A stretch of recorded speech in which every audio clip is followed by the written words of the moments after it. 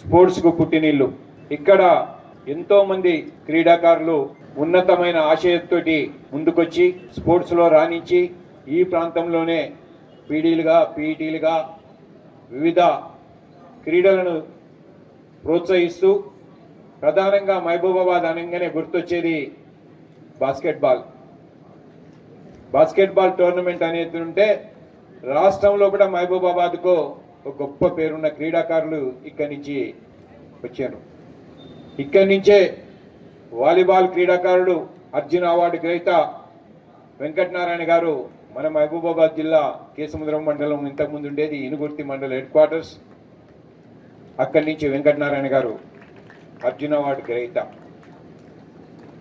వాస్తవంగా ఈ ప్రాంతం లోపల గ్రామీణ క్రీడలైన అన్ని క్రీడలను ప్రోత్సహించే తత్వం ఈ గడ్డ మీద ఉంది. ఇక్కడున్న అధ్యాపక బృందం ఏదైతే ఉన్నదో వాళ్ళ దగ్గర ఉంది, ఇక్కడున్న విద్యార్థులలో ఉంది, ఇక్కడున్న పొలిటీషియన్స్ కూడా అందరూ కూడా ఎంకరేజ్ చేసే కార్యక్రమం గత 50 సంవత్సరాల నుంచి మహబూబాబాద్ గడ్డ మీద ఉంది. ఈ కార్యక్రమాలు ఎందుకంటే ఇవాళ రేపు ఏమైతుందంటే స్పోర్ట్స్ అన్ని కూడా పట్టణ ప్రాంతాలకు పరిమితం అయిపోయి పట్టణంలో కూడా ఏదైతే ఉన్నదో ఆడున్న ఫెసిలిటీస్ వ్యవహారంతో అన్ని కూడా అక్కడికి పోతున్న సందర్భంలో కూడా గ్రామీణ ప్రాంతాలైన ముఖ్యంగా ఇలాంటి మారుమూల ప్రాంతాలు ఎక్కువ షెడ్యూల్ ఏరియాల్లో ఉండి బడుగు బలహీన వర్గాలు వెనుకబడ్డ వాళ్లకు ఉన్న ఈ ప్రాంతం లోపల క్రీడలను అభివృద్ధి చేయాలని ఎన్నో కార్యక్రమాలు చేపడుతున్నా ఇంకా అందుకోవాల్సినంత అందుకోలేదనే భావన ఈ ప్రాంతం లోపల ఉంది.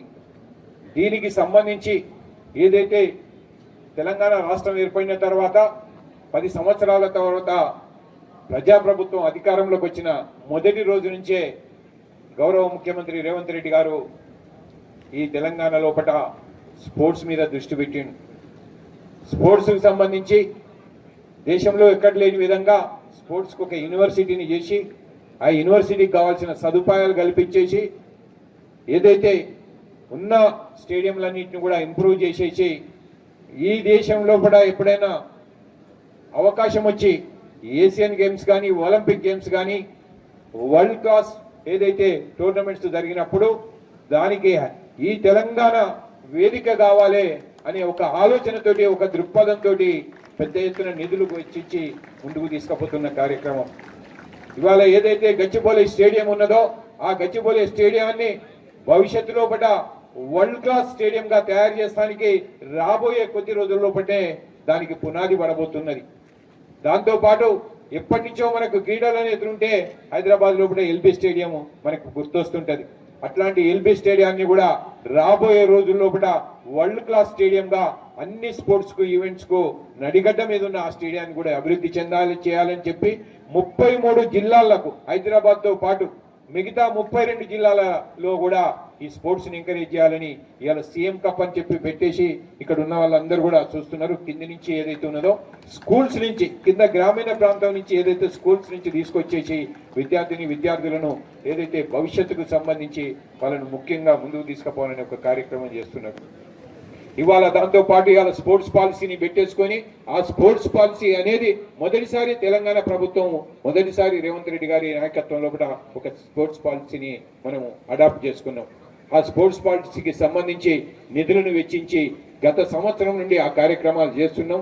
ఆ కార్యక్రమాల్లో కూడా కొన్ని ఇలాంటి క్రీడలు ఏదైతే ఉన్నదో ప్రజలందరూ కూడా ఎట్లా నిర్ణయం ఉంటే ఇవాళ రేపు స్పోర్ట్స్ అనగానే క్రికెట్ అనగానే ఏదైతే ఉన్నదో వాటి చుట్టూ ఏదైతే ముఖ్యమైన కొన్ని గేమ్స్ మీదనే ఆధారపడిపోతున్నారు. ఇట్లాంటి ఏదైతే ఉన్నదో ఇది 1985లో మొదలైన ఈ షూటింగ్ బాల్ ఏదైతే ఉన్నదో ఆ రోజు నుంచి ఈ రోజు వరకు 40 సంవత్సరాల లోపల ఎంతో మంది క్రీడాకారులను చేసేసి దాదాపు 40-45 ఈవెంట్లలో చేసినామని చెప్పి చెప్తున్నారు. ఇలాంటి కార్యక్రమం ఎందుకంటే చాలా మందికి ఏంటంటే ఇలాంటి నైపుణ్యం ఉన్న గేమ్స్ ఏదైతే ఉన్నదో వాటిని వెలికి తీసే కార్యక్రమాలు ప్రభుత్వాలు ముందుకు తీసుకొచ్చి ప్రభుత్వాలు ముందుకు ఎంటర్టైన్ ఏదైతే వాళ్ళను కొంచెం ఎంకరేజ్ చేస్తేనే ఇలాంటి కార్యక్రమాలు ముందుకు పోయే అవకాశం ఉంటుంది. ఇంత మారుమూల ప్రాంతమైన దేశం లోపల మహబూబాబాద్ అనే ఒక జిల్లా, ఆ జిల్లా లోపల దేశవ్యాప్తంగా క్రీడాకారులు వచ్చేసి ఇక్కడ కార్యక్రమాన్ని చేపడుతున్నారంటే దానికి ప్రభుత్వ పరంగా సహకారాలు కొంతున్నా కూడా ఏదైతే దాతలు ముందుకొచ్చేసి చాలా మంది ముందుకొచ్చేసి ఈ కార్యక్రమంలో కూడా పార్టిసిపేట్ చేయాల్సిందనే విషయం నాకు దృష్టికి వచ్చింది.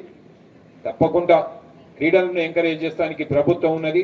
దాంతో మహబూబాబాద్ పట్టణానికి సంబంధించి ముఖ్యంగా రాబోయే రోజుల్లో కూడా ఇది ఒక ఎడ్యుకేషన్ హబ్గా చేయాలనే ప్రయత్నం ఈ ప్రభుత్వం చేస్తున్నది.